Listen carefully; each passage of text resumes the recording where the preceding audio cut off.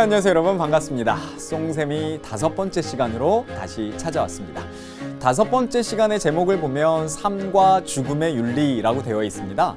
이제 드디어 지금까지 이 생활과 윤리 교과에 나오는 이론들을 배워오셨다면 응용윤리의 재문제, 또 현대사회에 벌어지는 실질적인 윤리 파트를 우리가 지금부터 배우게 됩니다.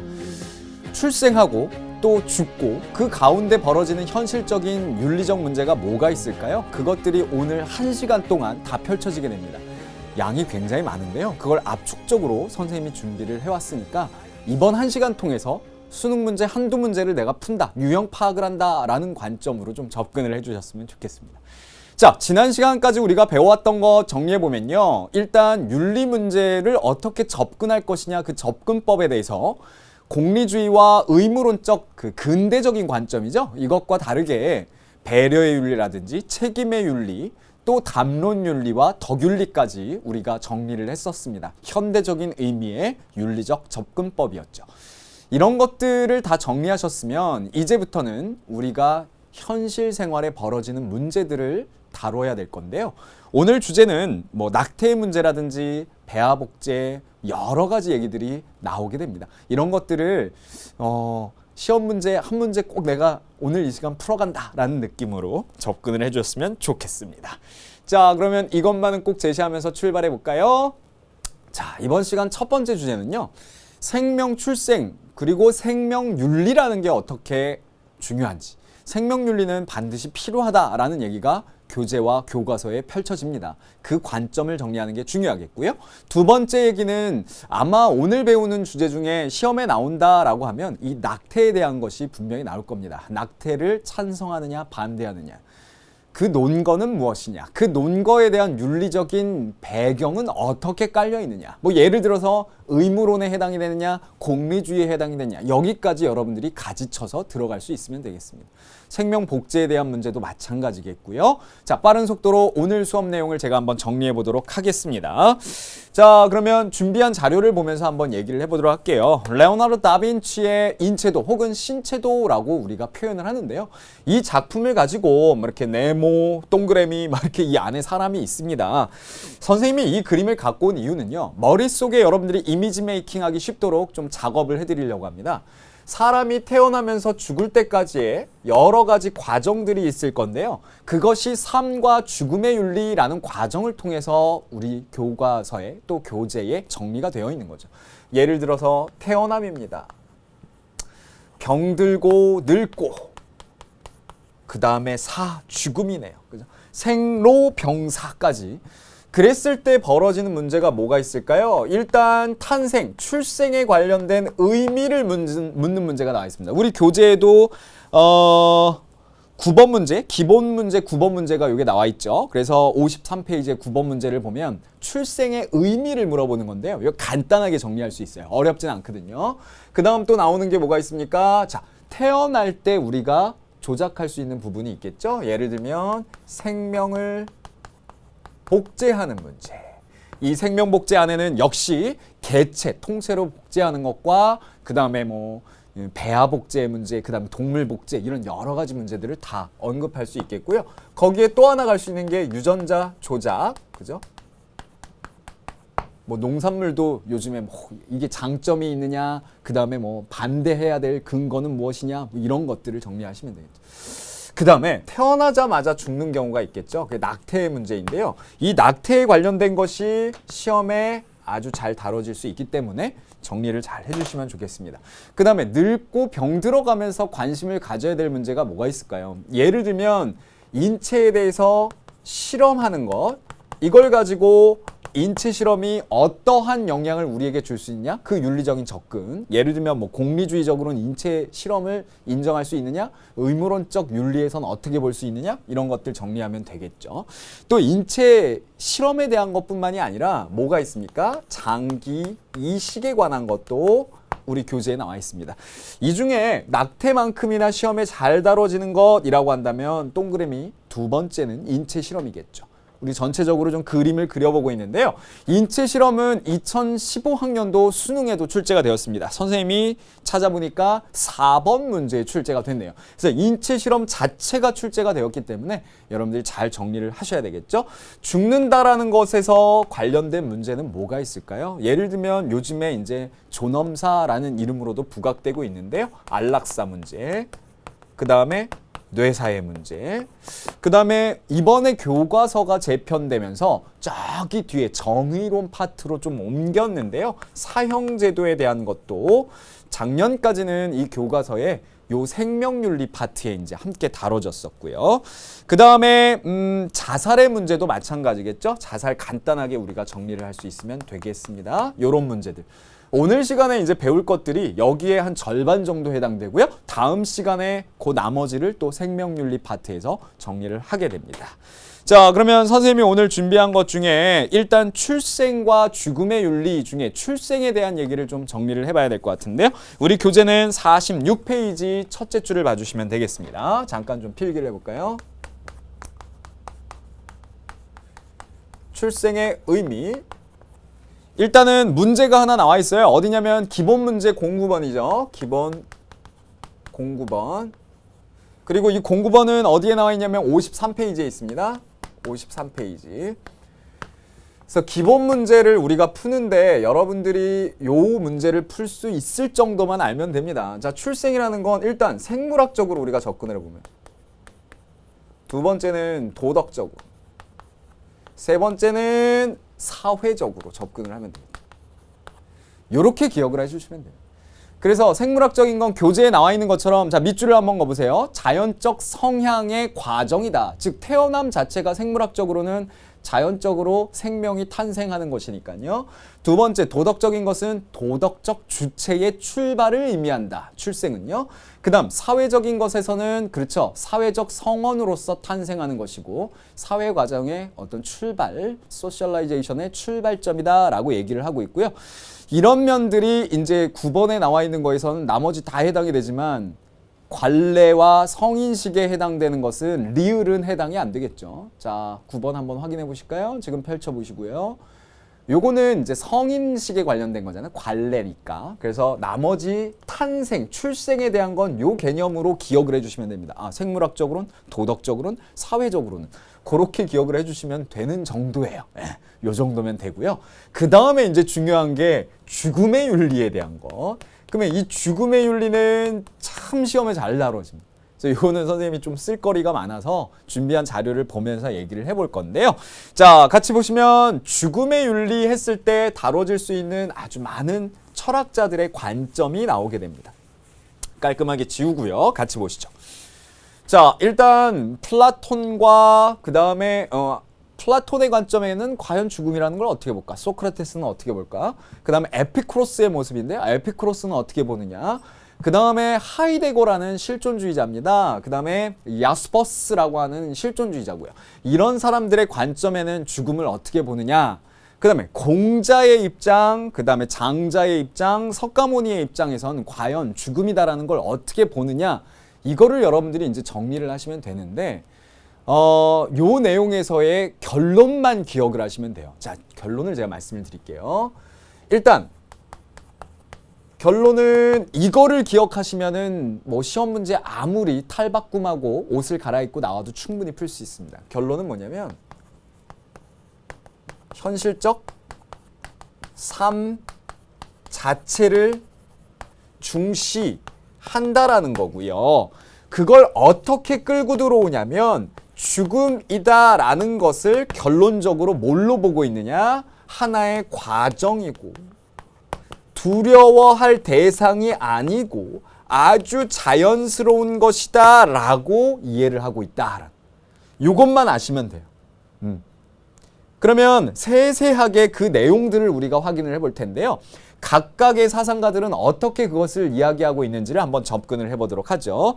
선생님이 쭉 준비를 해왔는데요. 요거는 우리 교재에 나와 있는 것보다 제가 조금 더 자세하게 만들어 놓은 거거든요. 그래서 나머지 부분, 뭐 소크라테스, 플라톤 이런 부분 안 나오는 거는 여러분들이 좀 필기를 더 하셔도 되겠고요. 아니면 제가 자료실에 올려놓을 거니까 그거를 잘 다운로드 받으셔가지고 옆에다 붙여 놓으셔도 되겠습니다. 사실 제가 작년 재작년 생활과 윤리 수업하고 이럴 때는 여유가 있어서 이걸 다 써가면서 필기를 통해서 아주 자세히 설명을 드렸었어요. 그런데요, 필기를 통해서 설명드리면 여러분들이 잘 가기는 되겠지만 그 정도 속도감이 아니어도 더 빨리 이걸 정리해낼 수 있습니다. 아까 말씀드린 결론이 시험 문제이기 때문에 그것만 기억을 하시면 돼요. 그러면 사상가들 얘기는 어떤 식으로 나올 거냐? 첫 번째 소크라테스. 소크라테스는 자크 루이 다비드의 소크라테스의 죽음이라는 작품을 우리가 보면요, 자세히 확대를 해서 보면 얼굴이 약간 미소를 머금고 있어요. 독배를 마시고 죽기 직전인데 말이죠. 그래서 죽음이다라는 걸 두려워하지 않은 아주 당당한 모습을 보여주고 있습니다. 결국 죽음은 나쁜 것이 아니다. 육체로부터 영혼이 치유와 해방되는 것이다. 이게 소크라테스의 관점입니다. 오히려 죽음을 더 반기고 있네요. 당당하게. 그래서 내 영혼이 치유되는 과정이 이 세상엔 육체 안에 가로막혀 있는데 이제는 육체가 죽고 영혼이 치유받는 것이다. 그 관점은 플라톤도 마찬가지입니다. 교재에 나와 있는 것처럼 육체에 갇혀있던 영혼이 죽음을 통해 절대적인 진리의 세계인 이데아 세계로 들어간다. 여기에다 밑줄. 그래서 결국 이데아 세계라는 것은 영원 불멸의 우리가 추구해야 될 이상향인데 거기로 내 영혼이 간다라는 거니까 결국 죽음을 아주 긍정적으로 자연스러운 과정으로 받아들이고 있다. 자, 에피크로스입니다. 에피크로스 하면요, 뭐라고 봤냐면 하나의 원자가 모였다가 흩어지는 과정이 삶과 죽음이다 라고 했어요. 이 사람은요, 이 세상에 질서가 있는 게 아니다라고 봤습니다. 즉 사람들은 질서가 없는 원자들이 이합집산, 즉 무의미하게 모이는 것이 탄생되는 것이고 그것이 흩어지면 죽음인 것이다 라고 얘기함으로써 우리가 죽음을 두려워할 필요가 없다라는 말로 이 에피크로스를 잘 기억하고 있습니다. 아주 유명한 말이죠. 바로 메멘토 모리라고 표현합니다. 이 메멘토 모리는 죽음을 기억하라 라는 표현인데요. 이 죽음을 기억하라 라는 표현은 죽음을 두려워해라, 정말 죽음이 너한테는 굉장히 무섭지, 이 얘기가 아니에요. 죽음을 기억하라 라는 건 누구나 태어나면서 죽음의 기저귀를 갖고 태어난다, 차고 태어난다. 즉 누구나 다 죽는다. 죽음에 너무 연연하지 마라. 우리가 죽을 때면 원자가 흩어져서 그냥 산계하는 것일 뿐 내가 그 이후에 영혼이 존재하고 사후세계가 있는 게 아니기 때문에 왜 다가오지도 않은 죽음에 두려워하느냐. 그 죽음을 두려워할 필요가 없다. 그러면 결국 뭘로 갈까요? 이게 핵심이죠. 카르페 디엠. 카르페 디엠을 우리는 뭐라고 하죠? 현재를 잡아라 라고 표현합니다. 근데 이 현재를 잡으라라는 말은 뭐죠? 현실을 즐겨라 라는 거예요. 우리 학생들 다가오지 않은 수능 점수에 연연해하고 두려워하면서 하루하루 잃지 말아야 될 소중한 것들을 혹시 잃고 있지 않은지 카르페 디엠이라는 말을 에피크로스가 던지고 있네요. 네, 죽은 시인의 사회라는 소설과 영화에서는 기딩 선생님이 권위주의적인 이 관점에 대항하고 저항하는 그 자세로서 카르페 디엠을 학생들에게 강조하기도 했었는데요. 카르페 디엠은 현재를 즐겨라 라는 말이기 때문에 죽음을 받아들이는 관점에서 굉장히 편안하게 지금 생각을 하고 있는 겁니다. 죽음 두려워할 필요가 없다. 하이데거는 실존주의자입니다. 뭐라고 표현하느냐? 인간은 죽을 수밖에 없다. 하이데거가 쓴 유명한 책이 있는데요. 바로 Sein und Zeit라는 책이에요. 독일어로. 이게 뭐냐면 존재와 시간이란 책입니다. 근데 존재와 시간이란 책에서 인간은 누구나 태어나서 죽는 존재다. 안 죽는 사람 있느냐? 죽음이 차별적으로 오느냐? 절대 그렇지 않다. 부자에겐 죽음이 더디 오고 가난한 자에겐 죽음이 빨리 올까요? 전혀 그렇지 않다라는 거죠. 누구나 인간은 태어나서 죽는 것이다 라고 표현을 하고 있어요. 자, 다음 자료도 있는데요. 같이 보시죠. 야스퍼스 또한 역시 실존주의자입니다.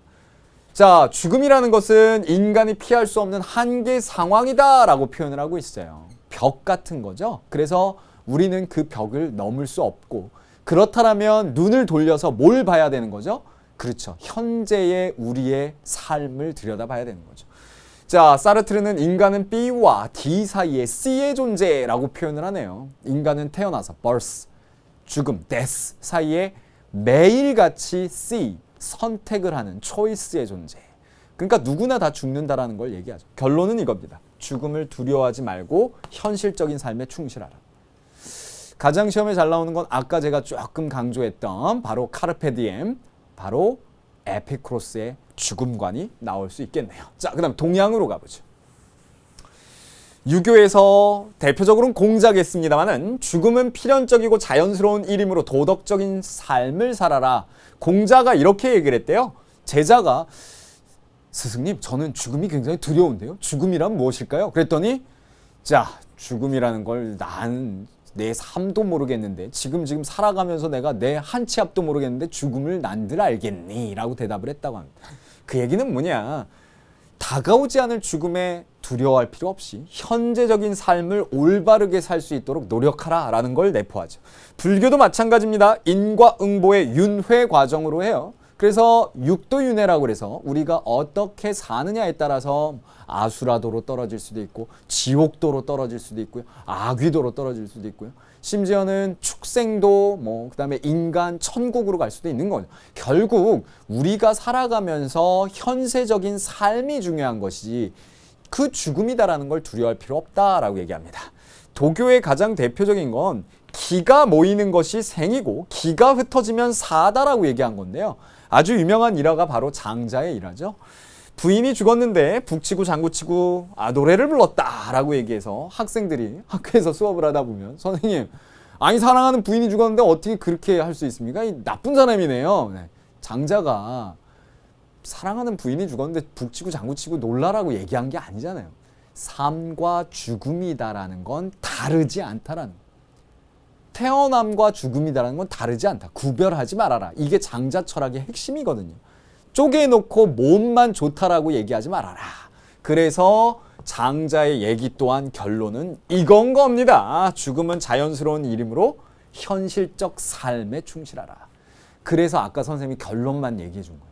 이걸 제가 다 필기하면서 여러분들한테 얘기할 필요는 없겠죠? 결국 죽음관이다라는 건 동서양이 모두 현실적인 삶이 중요하고 그 삶을 주목해서 노력하는 것이 중요하다라는 얘기가 둘 다 공통점이다라는 것을 정리해 주시면 되겠네요. 자, 그 다음은 이제 교재 우리 낙태의 문제로 넘어가겠는데요. 46페이지입니다. 자, 교재에 나와 있는 내용들 하나하나 좀 정리를 해보도록 할게요. 자, 에버션이라고 표현하는 이 낙태의 의미가 무엇인지 교재에 나와 있는 걸 한번 밑줄을 제가 그어봐 드릴게요. 자, 낙태의 윤리적 쟁점의 첫 번째 낙태의 의미를 좀 제가 보여드리면서 이야기를 해보도록 하겠습니다. 낙태의 의미입니다. 스스로 생존할 능력을 갖추지 못한 태아를 모체로부터 인공적으로 분리하여 임신을 종결시키는 행위 자체가 바로 낙태의 의미입니다.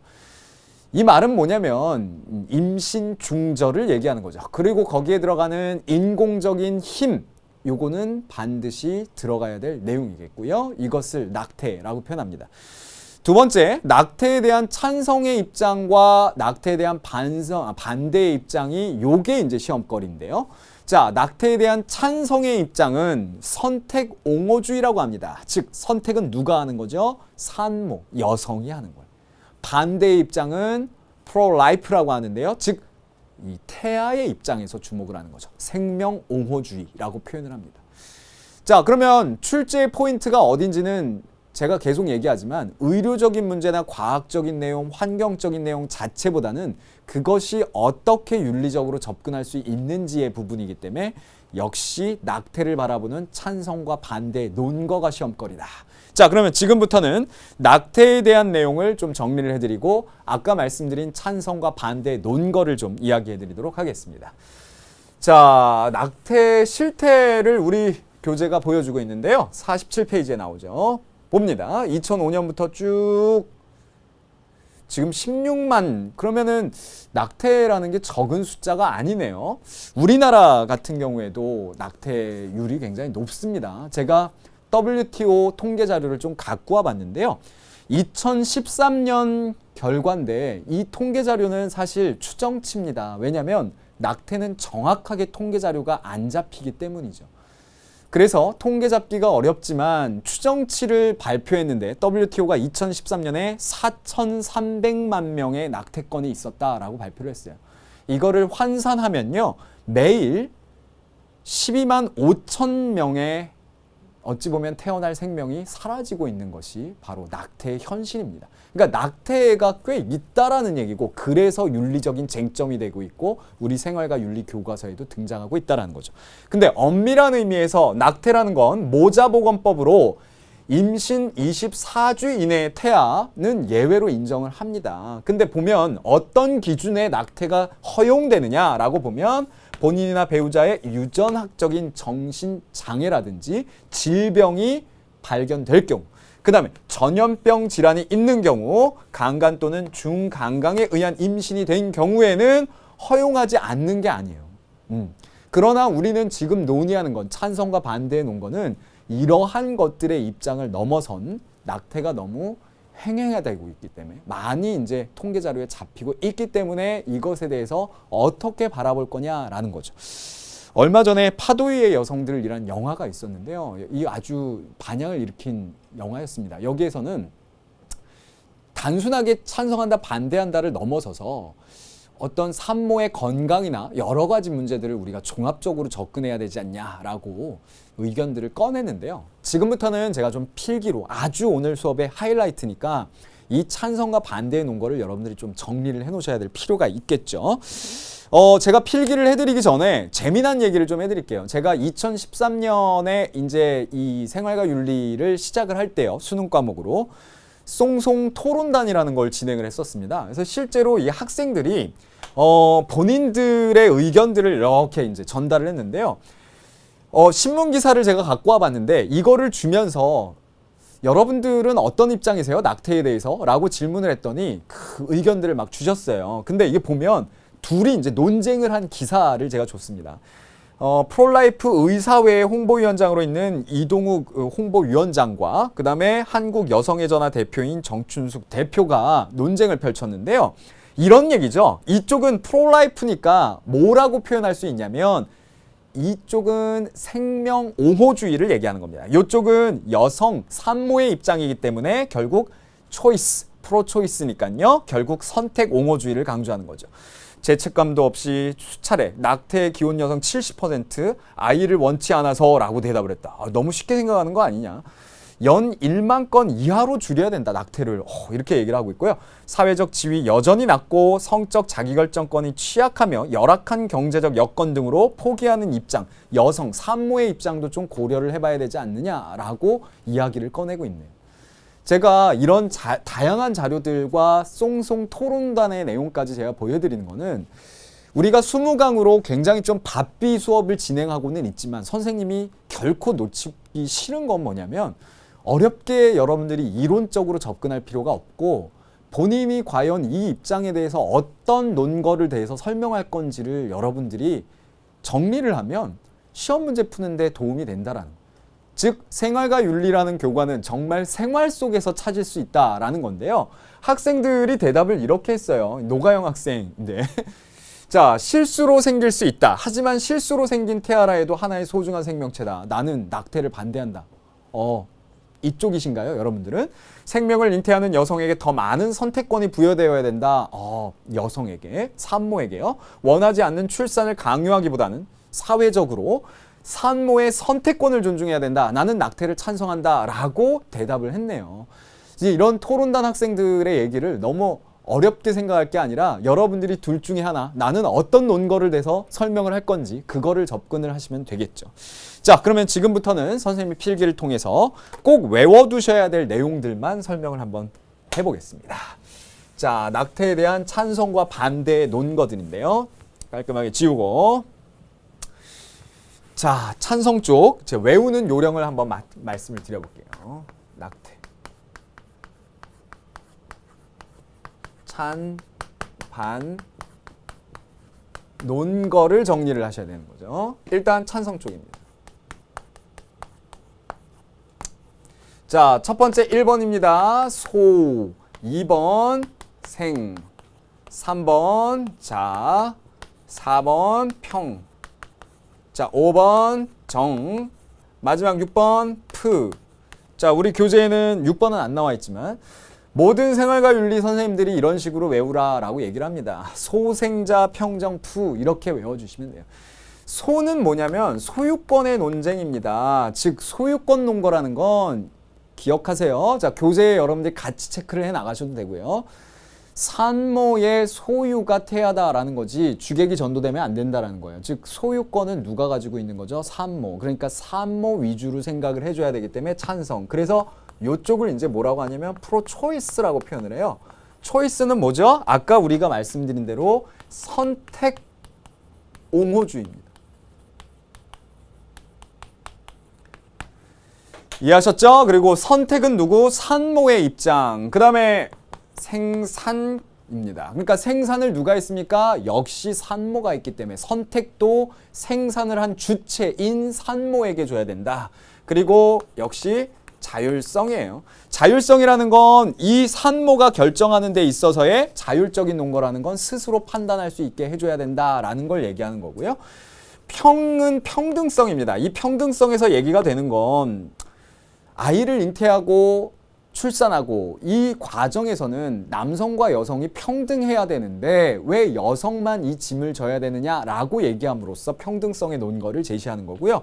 자, 5번째는 정당 방위입니다. 아까 우리가 낙태가 허용되는 기준들을 얘기했지만 그것을 포함해서 정당 방위라는 건 어떤 경우에는 정말 이 아이가 산모를 해치게 될 가능성이 있는 경우도 있겠죠. 그랬을 때 정당 방위는 어떻게 접근을 해야 될까요? 그건 산모의 생명을 중심으로 접근을 해야 된다라고 함으로써 산모가 더 중요하다라고 얘기를 하고 있네요.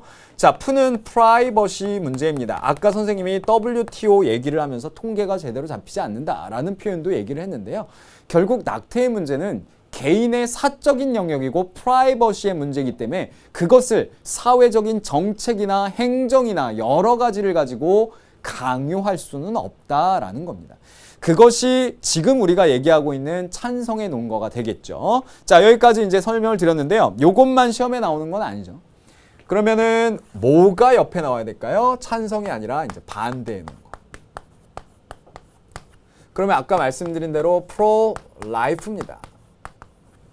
자, 이 프로-라이프에서 가장 중요한 것은 선택 옹호주의가 아니라 생명을 옹호하는 건데요. 프로-라이프라고 했으니까 누구의 라이프겠습니까? 태아의 라이프죠. 그래서 첫 번째로 우리가 정리해야 되는 건 존, 이, 무, 삼, 잠입니다. 그래서 첫 번째는 존재로서 인정을 해줘야 된다. 이렇게 기억을 하시면 돼요. 이 존재로서 우리가 인정을 해줘야 된다는 건 태아 자체가 이미 이것은 하나의 인간과 똑같은 개체로 인정을 해줘야 된다라는 거고요. 이 존재 자체에 대해서 뭘 강조해줘야 돼요? 존엄성을 강조해줘야 된다. 그러니까 태아도 역시 생명체다라는 관점입니다. 그 다음에 무는 뭐냐면 무고한 생명에 대한 좀 긴데요. 신성 불가침. 뭐 같은 말이죠. 무슨 말이겠습니까? 태아에 대해서 무고하다라는 건 아무 죄도 없는데 죽임을 당한다라는 거에 대해서는 이거는 우리가 반드시 그 생명 입장에 놓여서 생각을 해야 된다라는 거죠. 우리 학생들이 학교에서 실제로 이것을 토론회도 해보고 학생들과 여러 가지 이제 얘기도 해보고 발표도 시켜보는데 어떤 학생이 발표를 하면서 동영상 같은 걸 갖고 옵니다. 이렇게 낙태를 하려고 가위가 들어가면 실제로 생명체가 알고 피하기도 하고요. 그런 장면들을 보여주면서 과연 저 생명체를 생명체로 볼 수 있느냐 없느냐에 대해서 당연히 생명으로 봐야 된다라는 쪽을 얘기를 하는 거죠. 자, 세 번째는 잠재 가능성을 얘기하는데요. 잠재 가능성은 역시 하나의 생명체와 똑같은 도덕적인 지위를 갖고 있는 것으로 이해를 해야 된다라고 얘기를 하고 있는 거죠. 자, 우리 교재 여러분들 체크를 하시면 되겠습니다. 뉴탐스러운 우리 교재 46페이지입니다. 여기까지 설명을 드려봤습니다. 그러면 문제를 한번 여러분들이 접근을 해볼게요. 페이지 52페이지를 한번 펼쳐볼까요? 네, 간단하게 보십시오. 52페이지에 보면 기본 문제 4번, 그 다음에 기본 문제 5번. 자, 기본 문제 5번 별표 하나 쳐보세요. 아주 좋은 문제네요. 도덕적 추론 과정까지 이제 보태가지고 이 문제가 여러분들한테 낙태에 대해서 정확하게 이해하고 있는지를 묻는 문제니까요. 꼭 한번 풀어보시고요.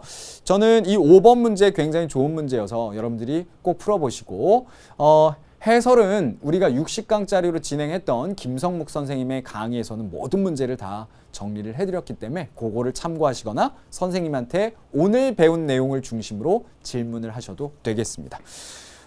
굉장히 바쁜데요. 다음 주제 또 나왔습니다. 이제 또 계속 나올 게 많아요. 오늘 이제 삶과 죽음에 대해서 우리가 정리할 내용들이 많아서 다음은 자살에 대한 이야기를 해보도록 하겠습니다. 자, 우리 교재는 이제 48페이지로 넘어가게 되는데요. 자살과 안락사, 뇌사의 윤리적 쟁점이라고 나와 있죠. 일단은 자살에 대해서는 여러분들이 접근을 할 때 제가 지금 이제 낙태에 대한 문제도 말씀을 드렸지만 요거를 한번 정리를 해봐 드릴게요. 그러면은 좀 이해가 되실 것 같은데요. 자, 보십시오. 지우고 한번 써보도록 할게요. 자, 죽음에 대해서 우리가 다음으로 다뤄지는 건 자살입니다. 근데 자살 문제뿐만이 아니라 문제를 푸는데 요령 중에 하나는 뭐냐면요. 우리가 이러한 문제들에 대해서 어떻게 접근하느냐라는 건데 신의 선물이다. 뭐가? 생명이라고 보는 쪽이 있고 나의 선택의 문제이다 라고 보는 쪽이 있어요. 그러면 아까 이제 낙태의 문제도 어떻게 접근하느냐가 다르죠. 예. 근데 여기에서 다뤄질 수 있는 게 자살의 문제. 그 다음에 배아복제를 비롯한 생명복제에 대해서 어떻게 이해하느냐. 그죠? 그 다음에 낙태 문제. 그 다음에 뭐 장기 이식이나 여러 가지 문제들이 갈 수도 있겠고요. 그 다음에 또 추가적으로는 뭐 안락사의 문제라든지 이런 것들도. 그러니까 안락사라는 것은 죽음 자체에 대해서 어떻게 바라볼 것이냐. 보세요. 안락사. 안락사라는 건 생명 자체를 신이 준 것이니까 안락사는 안 된다라는 입증. 완전히 다르죠. 그 다음에 안락사는 나의 존엄한 죽음에 대한 선택이다라는 입장. 갈리죠. 낙태. 생명이라는 건 신이 준 것이다. 함부로 임신 중절을 하면 안 된다라는 입장. 나의 선택이니까 그건 내가 산모가 알아서 할 것이다 라는 것. 생명복제의 문제도 마찬가지죠. 그 다음에 자살의 문제. 자살이라는 건 삶이라는 건 신이 준 선물이니까 자살한다라는 건 잘못됐다라는 입장. 아니다. 죽음이다라는 것도 내가 선택할 수 있는 부분이다 라고 하는 입장 완전 다르죠. 그런데 우리 교재에 나와 있는 것처럼 자살을 이제 비판하는 내용들이 있어요. 자살하면 안 된다라는 게. 대표적으로 유교. 자, 밑줄 그세요. 우리 교재에 나와 있습니다. 48페이지를 우리가 하고 있는데요. 유교에서는 뭐라고 얘기합니까? 가장 중요한 개념이 불감회상이죠. 불감회상이 뭐예요? 효의 출발입니다. 나의 몸은 함부로 하지 않고 다치지 않고 그게 부모님에게 효도하는 거죠. 유교에서는 효가 가장 중요하거든요. 그런 의미에서 자살이라는 건 나의 몸을 완전히 상하게 하는 거잖아요. 그래서 자살은 안 된다라는 입장이고요. 불교의 입장은 뭐겠어요? 불교는 그렇죠. 불살생이잖아요. 뭐 간디의 아힘사도 생각이 나고요. 즉 생명체를 함부로 해치는 것 자체가 살해 행위가 잘못된 악이죠. 그러면은 자살이라는 건 나의 생명을 함부로 해치는 거니까 당연히 안 되겠죠. 자, 크리스트교에서는 뭐라고 봅니까? 위에 그대로 쓰면 돼요. 신의 선물 자체에 대해서 함부로 하는 행위. 그러니까 비난받아 마땅한 거죠. 그리고 칸트에게는 어떻게 이야기가 될 수 있을까요? 교재에 나와 있는 대로 칸트는 인간의 생명을 도구로 사용하면 안 되기 때문에 인격체 자체로 돼야 된다라고 표현했잖아요. 무슨 말입니까? 내가 고통을 받기 때문에 삶이 너무 비관적이야. 그래서 그 고통에서 벗어나기 위해 죽음을 택한다라면 그건 고통에서 벗어나기 위한 도구로 전락된 거죠. 그래서 선택을 한 거니까. 그래서 안 된다라고 나와 있고요. 쇼펜하우어에겐 단순히 해결하는 것이 아니라 죽음은 회피하는 문제이기 때문에 안 된다라는 게 교재의 48페이지에 쭉 나오는 내용입니다. 요 정도를 정리하시면 돼요. 자살에 대한 관점은. 이해하셨나요? 그래서 자살에 대해서 우리 교재는 휴메의 관점과 그 다음에 크리스트교의 관점을 어떻게 비교할 수 있느냐 나와 있는데요. 아까 이야기한 자살이라는 건 다 안 된다라고 보는 사람만 있는 건 아니에요. 흉 같은 경우에는 어떤 식으로 얘기를 하고 있습니까? 자, 49페이지에 나와 있죠. 인간은 자신의 행복을 위해 자살을 할 수 있다. 오, 행복을 위해서. 삶을 연장함으로써 인생이 더 비참해질 수 있다면 그 불행을 종료할 수 있다라고 얘기했어요. 인간도 별거 아니야. 본인이 행복을 원해야 한다는 스스로의 선택이 필요한 것이고 그게 자살이라면 그것도 선택이야. 어찌 보면 나의 선택의 문제로 보고 있는 거죠. 근데 이건 신의 선물로 보고 있는 거잖아요. 자살은 살인하지 말라라는 신의 계명, 십계명을 어기는 거 아니냐. 그 절대적인 신의 말씀, 로고스를 어긴다라는 것 자체가 어찌 보면 우리가 절대적인 법칙을 어기고 신의 선물을 위반하는 거기 때문에 안 된다라는 관점. 이런 것들이 이제 자살에 대해서 갈려서 이렇게 나올 수가 있는데 여러분들이 시험 문제에 나왔을 때 뭐 충분히 풀어낼 수 있는 문제입니다. 너무 어렵게 생각하실 필요 없고요. 자, 그 다음은 이제 다음 주제는 안락사에 대한 내용으로 넘어가도록 하겠습니다. 사실 안락사 하면은 다양한 영화들을 통해서 요즘에 가장 뭐랄까요? 이슈인 문제인 것 같아요. 우리가 현대사회에서 죽음이다라는 것도 나의 존엄한 선택의 영역이고 내가 어떻게 죽는다라는 것까지도 내가 결정해야 된다라는 그 관점이 요즘에 좀 부각되고 있는데요. 밀리언 달러 베이비라는 영화도 있었고요. 이건 씨인사이드라고 번역되어서 우리나라에도 이제 나왔었습니다. 그리고 인도 영화인데요. 청원이라는 영화. 그 다음에 뭐 잭 캐버키언이라는 이 안락사를 시켜준 의사 얘기. 그래서 You Don't Know Jack이라는 영화가 있고요. 아무르라는 영화가 있었습니다. 실제로 이런 영화들이 현실의 문제를 얘기하고 있어서 이 안락사라는 것을 우리가 꼭 다뤄야 될 주제가 돼버린 건 거죠. 자, 함께 보시면요. 선생님이 준비한 한번 제목을 보세요. 신문기사를. 치매 아내를 내가 죽였다. 너무 고통스러워하기도 하지만 불쌍하기도 하고 주변 사람들이 너무 힘들기도 했고 그래서 어떠한 죽음이 좋은 죽음인가에 대해서 고민하다가 내가 아무르라는 영화의 이야기처럼 현실 같은 이야기가 돼버렸다. 이 신문 기사입니다. 우리나라의 존엄사의 첫 사례가 이제 있었는데요. 바로 2009년에 있었던 얘기죠. 생명 존중이냐 죽음의 권리냐라는 연명치료 중단에 대해서 이 김할머니 별세. 근데 김할머니가 우리 이 사회에 던져준 여러 가지 메시지가 많은 건 거예요. 우리가 보면 과연 존엄사라는 개념처럼 안락사를 받아들일 것이냐 아닌가에 대해서 우리가 잘 접근을 해봐야 되는 건 거죠. 그래서 요 두 가지의 사례를 통해서도 충분히 안락사에 대한 우리가 논거들을 정리를 할 수 있어야 되겠습니다.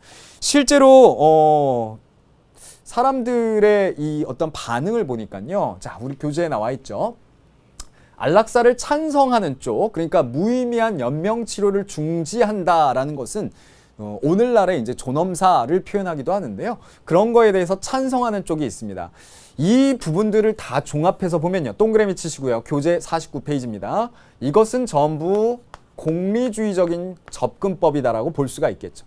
가족들의 고통, 이게 중복대답을 한 거기 때문에 고통만 준다. 제대로 된 치료가 아니고 그 다음에 경제적 부담, 환자의 요구에 대해서 당연히 찬성할 수 있다. 근데 반대의 입장을 우리가 주목해서 보니까요. 이쪽은 공리주의적 관점이 아니고 신의 선물이다라고 보면서 그죠? 그러면서 어떤 관점입니까? 생명을 존중하는 관점, 생명 존중 사상이고요. 그 다음에 또 하나 정리될 수 있는 건 뭡니까? 이런 것들이 의무론적인 접근에서 이루어지고 있다라고 볼 수가 있겠네요. 자, 그래서 우리 교재에 나와 있는 것처럼 실제로 안락사에 대한 그 입장은 확연히 갈라지고 있고 아주 이슈가 되고 있는 주제입니다. 사실 생명이 종료되는 거에 대해선 이렇게 정리를 할 수 있는데요. 우리 표는 자료실에 제가 올려놓을게요. 안락사는 바로 여기에 위치하고 있죠. 자연사냐 비자연사냐, 그리고 의도적인 거냐 비의도적인 거냐. 비의도적인 건 사고사, 의도적인 것 중에 자살, 타살, 안락사가 위치해 있는데요. 그래서 안락사는 실질적으로 시술이 이루어지는 여러 가지 뭐 주사가 될 수도 있겠고요. 그래서 그러한 것들을 적극적 안락사라고 표현한다면 소극적 안락사가 아까 얘기한 대로 인공호흡기를 뗀다든지 연명치료를 중단하는 방식이 있을 수 있는데요. 어쨌거나 그것은 의도적인 행위를 얘기하는 거기 때문에 그런 면에서 봤을 때 안락사에 대한 이슈가 우리 사회에 찬성과 반대가 갈려 있는 거죠. 자, 제가 이 찬성과 반대에 대해서 간단하게만 좀 정리를 해드리면요. 자, 옆에다 곧바로 쓸게요. 안락사. 찬성해 놓은 거, 반대해 놓은 거. 자, 그러면 찬성해 놓은 거로 여러분들이 기억할 건 딱 이겁니다. 자, 노란 펜으로 공리주의적 접근. 공리주의적 접근이라는 게 뭐죠? 그렇죠.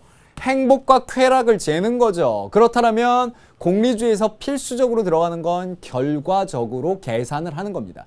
그래서 결과적으로 봤는데 너무나 많은 고통을 창출하고 있다. 경제적인 부담 크다. 이런 표현으로 나오면 이건 안락사를 찬성하는 공리주의적 논거가 되겠죠. 근데 반대하는 쪽에서는 의무론으로 이야기할 수 있겠고, 다른 쪽에서는 생명에 존중하는 입장에서 당연히 이야기할 수 있겠네요. 그러면 공리주의적으로 계산하고 고통의 문제 이런 것들이 아니라 생명 자체에 대해서 신이 준 것이고 그걸 함부로 단축하는 행위는 인정할 수 없다라고 표현을 하는 거고요. 그런 면에서 요 두 가지의 관점, 생명이다라는 것을 어떻게 볼 것이냐, 그것이 완전 다른 관점이죠. 여기에 또 하나 추가되는 게 뭡니까? 선택에 대한 부분으로 주목을 하고 있다. 나의 선택의 문제, 즉 죽음이다라는 것도 삶에 대해서 선택할 수 있는 것처럼 삶의 질의 한 부분으로서 죽음을 바라본다면 그 선택 또한 내가 할 몫이고, 그래서 안락사는 찬성할 수 있다라는 쪽의 논거가 되겠습니다. 자, 우리 교재에 나와 있는 것처럼 그 내용들 찬성과 반대 입장을 잘 정리해 주시면 되겠고요. 자, 심화 문제 4번으로 한번 잠깐 가보십시오. 자, 페이지 55페이지입니다. 심화 문제 4번을 충분히 여러분들이 풀 수가 있겠는데요. 공리주의적 접근이 해당되는 게 니은과 디귿이기 때문에 결과적으로 찬성의 입장의 공리주의적 관점이 뭐냐라는 걸 골라주시면 되겠고, 그것은 행복과 쾌락을 재는 것, 그래서 그러한 여러 가지 경제적인 부담 고려하는 내용들이 나와야 되기 때문에 니은과 디귿이 될 수 있겠죠. 자, 여기까지 일단 말씀을 드렸습니다. 그러면 안락사는 이런 형태로 문제가 출제될 수 있겠구나. 그 심화 문제 4번을 꼭 확인해 주시면 되겠고요. 오늘의 이제 마지막 주제가 나와 있는데요. 바로 뇌사 관련된 문제입니다. 역시 48페이지에 나와 있는 내용 중에 뇌사에 대해서 어떻게 접근하느냐, 그것만 여러분들이 정리를 해내시면 되겠습니다. 보시면요, 뇌사에 대해서 인정하는 근거는요, 뇌사라는 것은 과거에 있었던 심폐사, 예를 들면 심장사라든지 이제 폐가 죽는 것, 멈추는 것에 대해서 좀 현대적인 의미로 해석이 되게 된 거죠.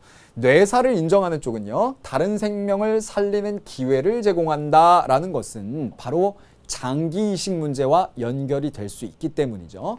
그런 면에서 더 많은 쾌락을 혹은 행복을 플러스를 창출할 수 있는 행위이기 때문에 당연히 인정할 수 있다라는 얘기고요.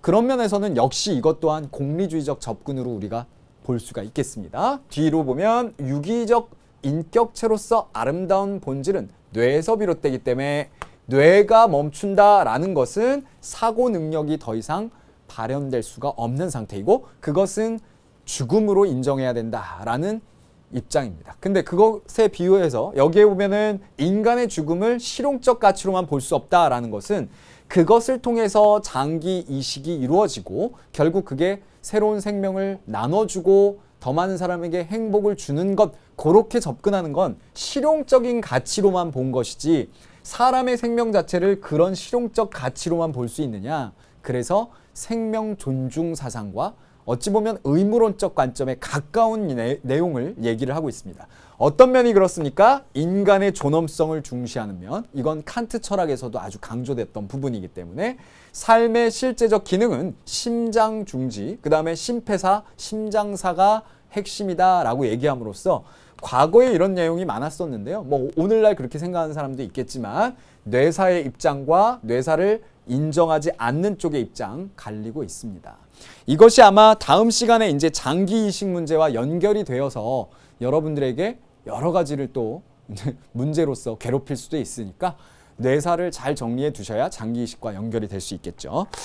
자, 여러분들이 오늘 이제 처음에 레오나르도 다빈치의 어떤 인간의 일생의 시계를 가지고 제가 얘기를 했었는데요. 기억을 되짚어보면 일단 출생의 문제, 출생에서는 역시 탄생을 어떻게 바라보느냐, 그 다음에 배아 복제뿐만이 아니라 생명 복제에 대해서 어떻게 바라보느냐, 그 다음에 유전자 조작, 그 다음에 여러 가지 낙태에 관련된 찬성과 반대의 문제, 이런 것들을 정리해 주시면 되겠고요.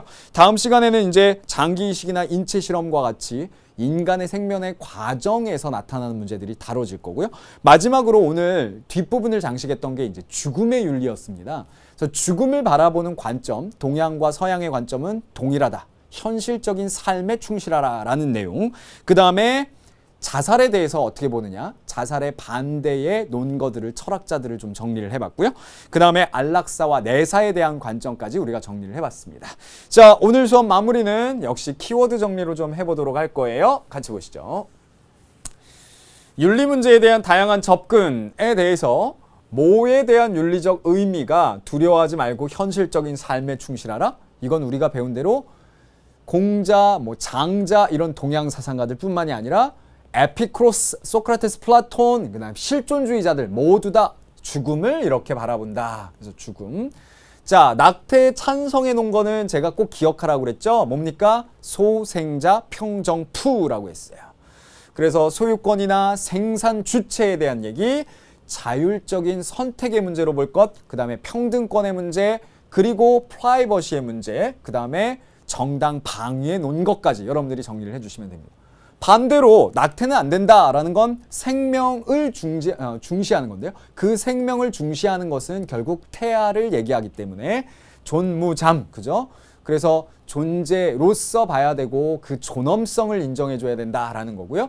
무고한 생명에 대해서 신성 불가침의 원칙, 그 다음에 잠재 가능성으로 접근하는 것. 자, 안락사에 찬성해 놓은 거는 공리주의적으로 접근을 할 수 있습니다. 오늘 요것만 정리하시면 되는 거예요. 그 다음에 과다한 경비나 경제적 부담을 피하는 것. 그래서 공리주의적. 근데 안락사를 반대하는 논거는 자연법 윤리, 신의 선물이라고 보는 것, 자연적인 법칙이라고 보는 것, 그리고 의무론적 입장. 왜요? 생명의 인격의 존엄성을 강조하는 거기 때문에. 여기까지 여러분들이 정리를 하시면 되겠습니다. 자, 오늘 이 시간 삶과 죽음의 윤리 정리를 했는데요. 다음 시간은요, 요것에 이어서 그 인체도를 가지고 선생님이 생명의 시간을 나눠왔을 때 나머지 또 다뤄지는 중요한 주제들이 있습니다. 그것을 생명과학과 윤리라는 주제로 다루게 될 겁니다. 역시 많은 자료와 재밌는 이야기, 그리고 충실한 문제풀이로 여러분들을 기다리고 있을 테니까 다음 시간에 저를 또 만나주십시오. 이번 시간 고생 많이 하셨고요. 수고하셨습니다.